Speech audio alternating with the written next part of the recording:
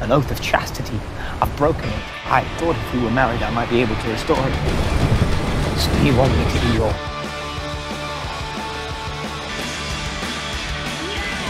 There's a lot to love about the world of Westeros. Both in Game of Thrones, despite the gas leak that unfortunately abruptly ended the show right after Season 4, and in House of the Dragon, the prequel series set during the First Dance of Dragons, a very sexy name for a civil war. While it is very strange that Game of Thrones was never completed, and yet we're now getting a spin-off show, it's very true to the books in that regard. A Dance with Dragons was released in 2011, just as I was getting into the series. And while I confidently told the Song of Ice and Fire Reddit that anyone who thought we wouldn't see its follow-up until at least 2013 was apocalyptically pessimistic, it seems I was no greenseer. But boo-boo the fool. Or should I say, Patchface. I know. Oh. Actually, he told prophecies as well, so I'm not even that good. But while I was definitively proven to be a sweet summer child, and in the decades since my encyclopedic knowledge of the series has diminished somewhat, my watch has never ended. And thus I eagerly await each new episode of House of the Dragon, the prequel show that absolutely shouldn't have worked, given it followed a horrific gas leak that mysteriously ended Game of Thrones prematurely, but is just the perfect thing to draw me, and thousands of people like me, back into the world, to Westeros, Essos, and beyond. And then there's this prick. What is this? The white cloak is a symbol of our purity. Princess Rhaenyra is brazen and relentless, a spider who stings and sucks her prey dry. Spoiled cunt. This universe has no shortage of hateable little weasels, but while Joffrey and Ramsay in Game of Thrones were almost cartoonishly awful in a way that was still absolutely believable, one of the things that compels me about this little shit by the name of Criston Cole is that his art from pre to post time skip to the present is like watching the journey of a man into inceldom, and one that I have seen take place in real life with real people, granted with fewer dragons and violence, but similar amounts of misogyny and queerphobia as overcompensation for self-hatred. Criston Cole is a man I hate to see. Every moment he's on screen, I am rooting for him to get his head chomped on by a dragon, but on paper, he is nowhere near as wantonly cruel or devoid of empathy as Joffrey Baratheon or Ramsay Bolton. So why does he work so well for me, as someone who I am cheering to get picked out of that big open field he conveniently stopped on to converse, while Baelor the goddamn brave was moments behind on Dragonback? This man compels me. I know this man. Hell, for a while I may well have been in danger of becoming this man, back when I was a teenager and was listening to some very yikes people, and ignoring a screaming tornado of gender dysphoria, that is. I want to understand the mind of Criston Cole. Because I think I do understand the mind of Criston Cole. A man who is both this way because he was arguably taken advantage of, and a man who also kinda has a weird case. Why is he around?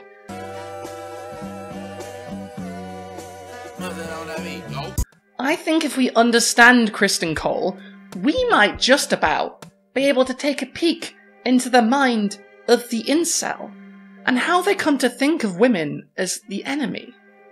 Join me, dear viewers, in the house of the incel. So you want me to be your whore? A spider who stings and sucks her prey dry. Call me a misogynist. Not the first time it's happened. Oh, it's you. Yes, let them in. Welcome, my lord, lady, or otherwise gendered guest, to my fortress in the Crownlands, known only as the Daily Telegraph. I am Lady Bridget of House Empire. I believe you already know my nuncle, Sedan of the Boneway. No, none of us can tell he's a Dornish man either. It's probably the lack of skin, but that's what dragonfire does to you. While you're here, partake in bread and salt, and feel free to take full advantage of guest right, as I guide you through my thoughts on the bubbling misogyny under the surface of one Criston Cole, Lord Commander of the Kingsguard, and Hand of the King to the usurper Aegon II, as he styles himself. Just remember the words of House Empire while you remain under our protection. Those being, subscribe to the Bridget Empire Patreon. No, I don't know what that means either. Words, as they say, are wind. Speaking of wind, this wet fart of a man first shows up in the very first episode of House of the Dragon, beating Doctor Who at one of them competitions where you ride towards another man with wood. Doctor Who is really good with his pole, but Criston Cole is even better, and a newcomer to boot, so people notice him, including the Princess Rhaenyra, to which I have to say, to both of them actually, Good girl, no! Good God, no! Good God, girl, no! Stay away from her! Rhaenyra sees Criston Cole using his wood, however, and she likes it. In fact, she gives him her flower. This will end badly. In the next episode, Rhaenyra hires him to the Kingsguard, all but guaranteeing he will be her personal protector, partly because he's the only man with combat experience available, and also because he's sexy. This is a mistake, because Criston is a disaster, and this will be his first step in his journey from armoured heartthrob to fantasy Jordan Peterson. And by the end of this series, we will certainly see who cancels who. Is there no honor left in this world, Cole? You're not fit for the White Cloak. In episode 4, bad stuff happens. Doctor Who takes Rhaenyra to Flavortown, but she doesn't partake in any diners, drive-ins or dives, because he has to leave and fight the Daleks or something. Rhaenyra goes back to her room and teases Criston Cole before, well, okay, apparently this wasn't meant to look as dubious as it did in the show, but she absolutely abuses her power here. Whether you see this as genuinely reciprocated flirting or something worse, you can't deny that her being literally the only reason he's there, and being a princess of the realm, makes this at least coercive. Anyway, Criston takes off his symbolism cloak and lets us take a good look at the themes. Forsaking his vow of chastity, and we reach the point of no return. Now, you might be thinking, Lady Empire, how dare you accuse Sir Criston Cole, him of the Big Pole, Lord Commander of the Virgin Squad, of being an incel? If anything, since he took a vow of chastity, he's a volcel, and then it's not very cell at all. Yes, but I'm being a little tongue-in-cheek with my wording. You see, the resentment that follows the collapse of this relationship with Rhaenyra isn't one I've seen before, and it breeds a resentment with women that, whether the person themselves is winning a pole riding contest or not, has some of the same elements.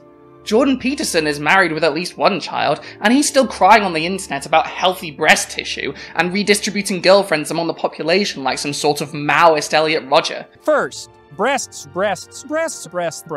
Elon Musk has 1 million children and is penis cousins with half the trans community, despite hating us with his very bones. Thanks for that, Grimes! And yet he's always crying about birth rates and the Great Replacement. And all but encouraging women to be broodmares for the super rich. Even if these guys aren't literally involuntarily celibate, in terms of their ideologies, they're barely 2 degrees away from the supreme gentleman himself, Elliot Rodger, who, like Criston Cole, was not a bad-looking man.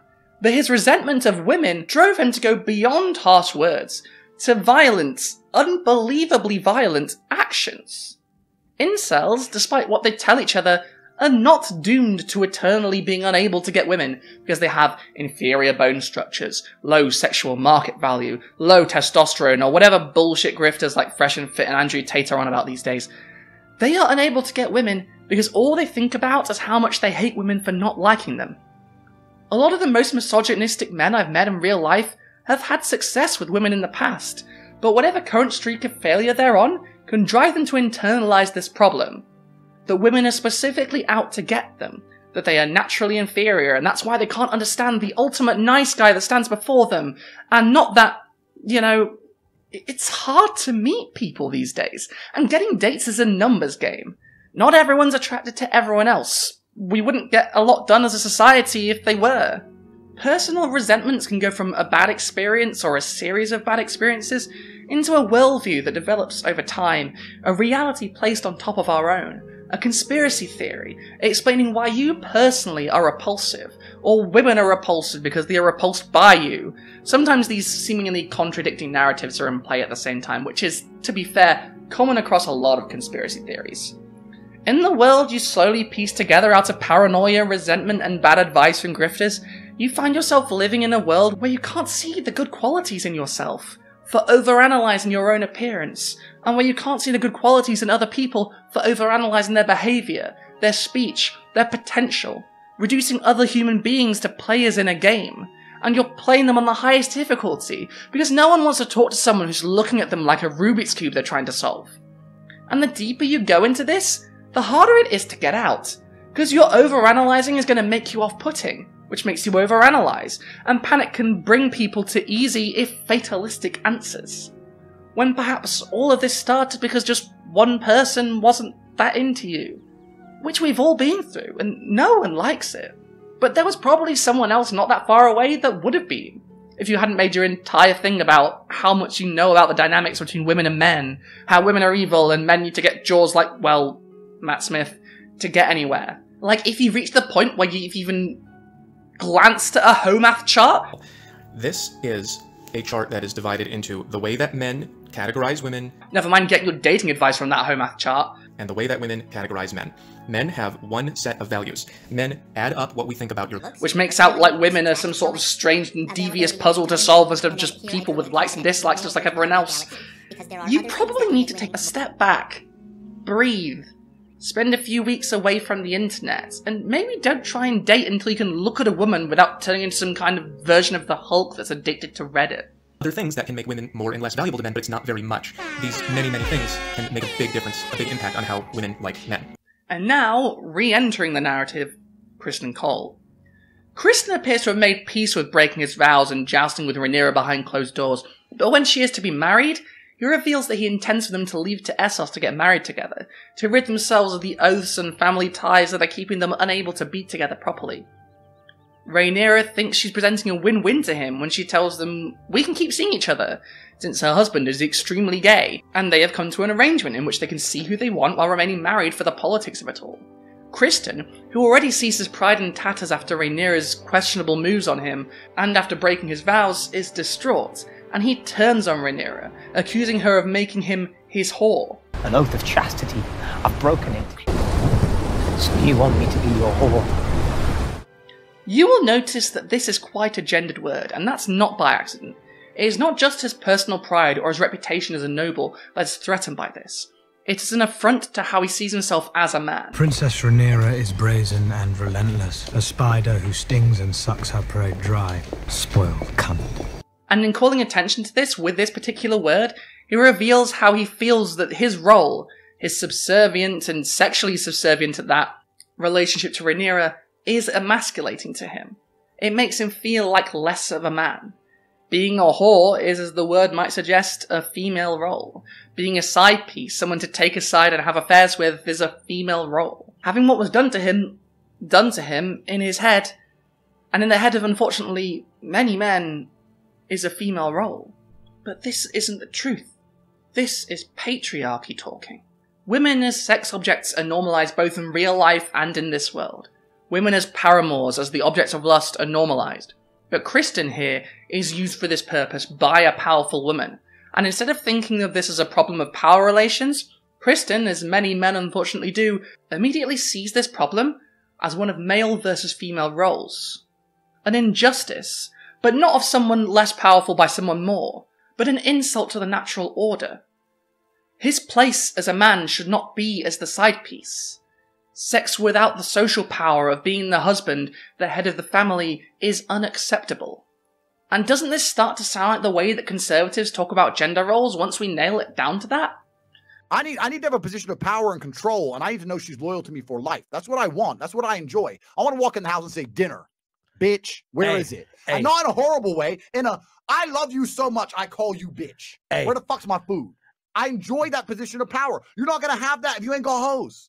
Whatever the emotions are in the moment, the way Cole has intellectualized this, he can regain whatever social standing he's lost and undo his shame at having succumbed to what he sees as a feminine role by starting over again. Somewhere he can be the man of the house. Somewhere he can take his rightful place as husband, not paramour.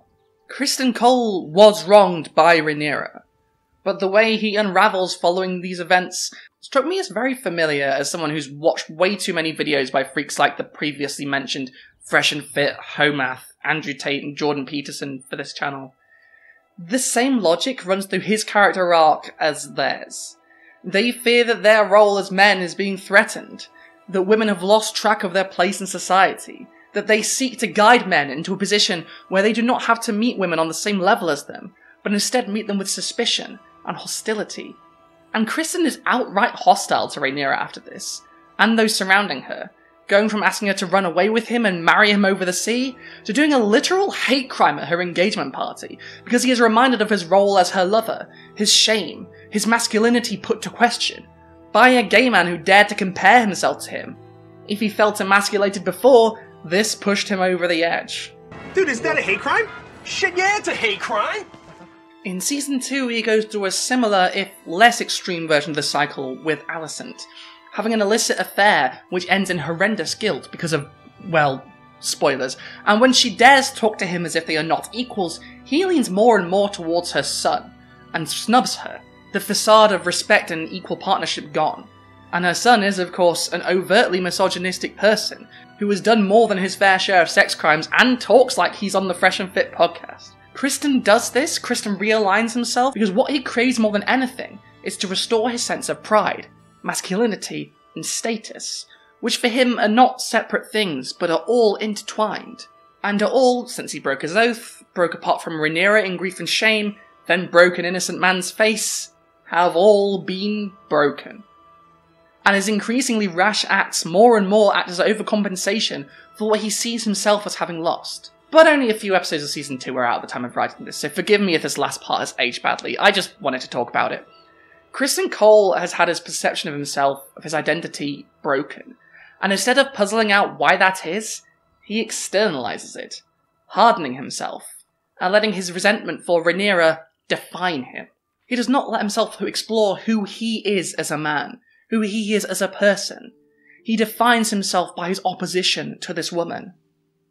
And I think a lot of these influences do the same. If she only loves me because I'm famous and smart and strong and rich and tall and spontaneous and gorgeous with a long Johnson, if those are the only reasons she loves me, and I only love her because she does as I say and she's beautiful and she makes me happy, well then both of us are operating on a conditional love, aren't we? That's what love is. And primarily, most men's condition for love is, I'll pay the rent, I'll take care of the family, I'll take care of you. If an intruder breaks in, I go downstairs. And that's all he really has to offer. Many, many things can make a big difference, a big impact on how women like men, but over here it's not that big of an impact. So this is basically the way that men decide how much they value you. And then once we decide, from the best I can get to the worst I'll take, where we're going to put you, you kind of end up in one of these boxes. And it can be pretty hard to leave. In order to do that, you would have to either improve your looks or your personality or get rid of the male attention that you have in your life. And you're not going to really be able to do it with this. If this isn't cutting it for us, this is a big lesson that a lot of women need to learn. You can't overcome lack in this department. But I do feel the need to talk about the elephant in the room. The wrong done by Rhaenyra to Criston. The affair that began this character arc. Because one of the big things we don't talk about when it comes to men's issues is that men aren't allowed to talk about that. Because it's not supposed to happen to them. When of course, it can happen to anyone. And even if it's much more common as a crime committed against women, being wronged does not make you less of a man. It just makes you wronged. And this fact is made worse by the tendency of society to look down on men talking about their feelings. A lot of guys struggle to talk about even things that everyone goes through. Breakups, grieving, never mind something so dark, something that is so gendered in our society, and something that makes you feel so violated. And the gendered implications of all that, in all the dark ways you can imagine. I'd be remiss if I didn't touch on this, because this is the original sin of Rhaenyra and Criston's relationship. He couldn't refuse. And while the behind-the-scenes interviews have indicated it was meant to look consensual, with the power relations between them, it couldn't be, really, could it? And he did say no initially. I don't think Rhaenyra saw it that way in the story. To her, it was just playful, because she didn't understand the dynamics she had, the power she had. But that doesn't change how it was on Criston's side. Lest you think I just wanted to take a jab at this fantasy men's rights activist, as much as many of his ilk in real life are just hateful. For some, it does come from a place of genuine pain. And if more men were willing and able to talk about this pain, we might have a lot more well-adjusted people with healthy views of relationships, with respect for both themselves and others, instead of cultivating balls of shame and guilt, which periodically explode into false righteous anger at the women that have wronged them. If you're a guy and you have guy friends, make sure they know that they can talk to you about anything. Be there for each other. Don't become Criston Cole. And for God's sake, don't get involved in a civil war, no matter what Trump is saying this week. Hang on, my phone's going. Oh, okay, Jesus. Like, as I'm writing this, Donald Trump basically declared himself king. You know what? House of the Dragon is, front to back, a show about gender relations, sexism, double standards, and how this intersects with power and class, as well as a lot of other things. Obviously. I mean, what did I write this whole essay for? The themes are pretty clear from the start. But I think it's important we consider that a lot of people in current year seem to lack the media literacy needed to see past the basic plot of a story and decipher what it's actually about. What a piece of work is trying to say. And a lot of the same people who do that, who refuse to see past Cool Dragon Show, are the very people that would benefit from reading closely into what the show has to say about power and gender relations. About how women are held to a different standard than men, and can't get away with the same things their male counterparts can on the regular. And how men, too, can become a victim of this structure. A structure that demands they be strong, that they be leaders, that they be dominant over women. Because this does not allow for a world in which men can be open with their vulnerabilities, their trauma, and the way in which intersecting issues such as class and race affect them. A lot of manosphere content is an exercise in what I like to call gender reductionism.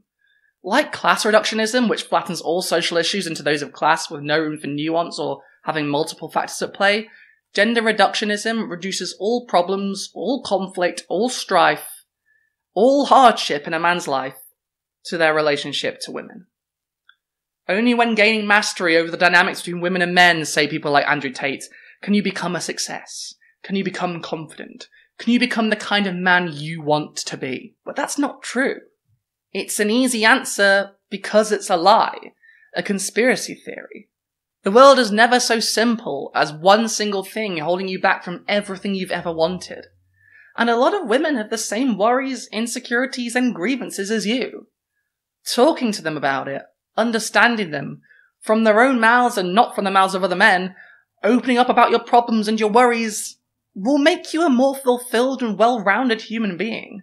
And probably will actually make you more likely to be the kind of person someone wants to be with, rather than being someone motivated primarily by resentment towards the very people you crave approval from the most. And I think you have to ask yourself, who benefits from reframing your primary grievance from being lonely, maybe struggling with money or work, feeling unfulfilled, into this flattening, into just gender wars? Well, who benefits from any scapegoating? Because these are the same tactics people are using when they blame immigrants for workers having low pay or high rent, when the problem is your boss or your landlord is exploiting you, when politicians blame religious minorities like Muslims or Jews for you feeling alienated from society, when the problem is that you and religious minorities alike are being deprived of a social life, of places to wind down, to feel alive, to squeeze more and more work out of you by your bosses and by politicians who only care about raising profits for the rich and not about the well-being of their people. Hell, this is basically gender wars discourse straight up when you're scapegoating trans people, trying to make out that women's rights are under threat from increasing awareness of trans people, when the people really trying to take away bodily autonomy from women are working with the most committed transphobes. The Baroness who formed a charity with J.K. Rowling, for example. All of this scapegoating serves the same purpose, pointing fingers at people who should be your friends, your comrades, people who suffer the same as you. So you have neither the time, the space, nor the knowledge to blame the people who are really responsible for your suffering. The people hoarding the wealth. The people who ensure you are one bad day away from being homeless. The people who ensure there are always people without a home, because without demand for housing there would be no housing market, and no financial incentive for landlordism. Criston Cole's real problem is his position of subservience. And he's a noble man, he's pretty high up there. But the dynamics that hurt him, the origin for his shame, are the power relations and system that the Iron Throne represents. Patriarchy and autocracy. Rhaenyra herself is not the thing standing in the way of a life without shame. With her death, the system would still perpetuate. Is his relationship with Alicent any more equitable? Any less of a matter of shame for a man who took an oath of chastity? It may have started out on a less awful footing, but the power dynamics are pretty similar, no? Maybe, Criston, you should have left on a boat, even if Rhaenyra stayed. Or perhaps it's not just a single queen you should be trying to get revenge upon, but the institution of the monarchy itself. And you, well, don't be a Criston Cole. And thanks for watching. Thrones, yeah. Game of Thrones, yeah. Game of Thrones. Hey, thank you for watching this video all the way to the end. If I might ask you for one quick thing. My computer is dying, the one that I make these things on, and I have a GoFundMe to raise money for a new PC. Please donate to it so I can keep doing these because I like doing it, but also I need the money so I can live. Apart from that, if you like this video, why not like it, subscribe, leave a comment, tell your fucking friends. Join as a member or patron, give donations, coffee, PayPal, links below. Switch friend code with patron and content. Long-form interviews, Princess Weeks, Rosencreutz, Jessie Gender, YouTube member if you become, we'll put on YouTube member. Also, read name, end podcast these people. Marva and Or, Tamsin, Bob the Builder, 5445554, Nisha, Nadine Della, Deborah Laboon, Vegas, Zillas Athenium, Vince Whitaker, Amelia Unchained, Sarah Rudston, Jason Haig, Frank McManus, Susan Foster, Helena, Syria Whiskey, Arestria, Ali Catgirl, John N, Scully, Jan, Lloyd Luciente, Jason Cribbett, Shield Vaden, Robin Podolsky, Turtle, Choom, Casual Observer, Terry Roberts, Manta Ray, Courtney Burmack, Sleepy Slug, Philippa Tabrogga, Soma Piglet, Brain Douche, Artie Wolf, Greg Noble, Deanna McMillan, Caroline Regalado, Alexandra Lilly, Howard Lott, Nerania Scarjan, and Joey Cobold. Thank you for being here. Thank you for being here. Again, because that's Game of Thrones. Winter coming? I mean, and it's in the middle of summer, but yes. Goodbye. I'm still saying goodbye. I've been a Criston Cole, I've been a Criston Cole, I've been a Criston Cole. Is somebody gonna match my cloak?